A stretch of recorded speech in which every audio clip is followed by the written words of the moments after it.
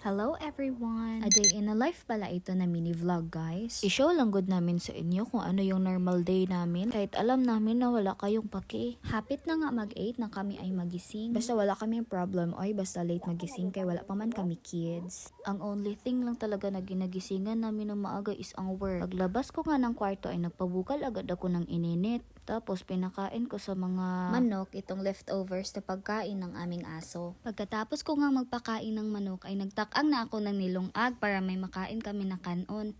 Ito talaga yung mga gawain na inuuna ko guys pagkagising. Kay late naman magising no, magpainit na lang ng tubig, maglungag, magluto ng ulam. Tapos dito guys, nagatimpla na ako ng kape. Medyo hindi ko bet ito 3-in-1 na great taste guys. Kaya half lang yung ginagamit ko kasi feeling ko napakatamis. Nasanay na po ako guys sa stick good nga kape. Parang mas okay yun siya guys kaysa sa 3-in-1 na kape. I-flex ko lang din pala ang aming one and only couple mugs. Since nag-uban kami sa aking husband guys, ito lang talaga ang mug na aming ginagamit. Pero yung pinakabunog talaga na mug guys is yung mug ng aking husband. Kasi kabalo ba mo? 2 to 4 times yun siya nagakape araw-araw. Dito na clip guys, naga-figure out yan siya. Kaya nagaplan kami na mag-solar para may na lang mabawasan ang bill sa kuryente. At this moment, nagapitas lang ako ng alugbate. Kaya ito yung uulamin natin for breakfast. Mag-adobong alugbate lang tayo. Ayan, very fresh. Pagkatapos kong magpitas ng alugbate guys, naghalay ako ng mga damit. Nalabhan na ito siya kaso umulan kasi kahapon. Kaya hinipos namin tsaka hinalay ulit kinaumagahan. So dito guys, nagluluto na ako ng ulam para sa breakfast. Sobrang ginadali-dali ko na talaga yung pagluluto guys kasi may klase pa ako 9 AM. Anong oras na to? Mga 8 na siguro. So ayan, pagkatapos ng maluto, nag-study na ako ng lesson. Buti na lang may time pa ako para mag-study.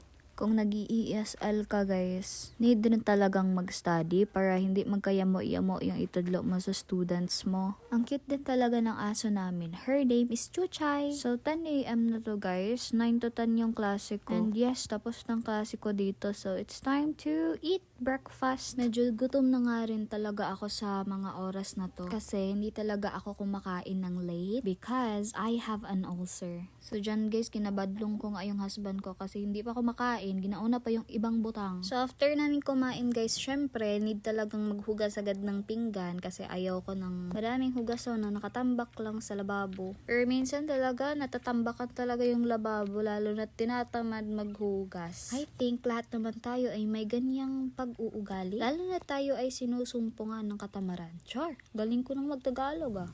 So dito naman guys, so umalis ang aking husband. Saan ba siya pupunta? Magnaning siya guys, magnaning. Alam niyo yung naning?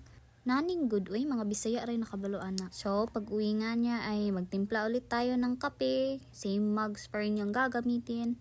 Dito nga guys ay coffee stick na yung ininom ko. Effective rin kasi yung mapapait sa pagbawas So to be honest, gahi po kay ko palibangon guys. So dinhi guys, nang gawas pikay na malit mig isda. Kay nag-crave si Habi og sinabawan nga isda. Pagbalik na namin ay nag-prepare kami agad kasi may klase na naman ako ng 8 to 9:30 PM.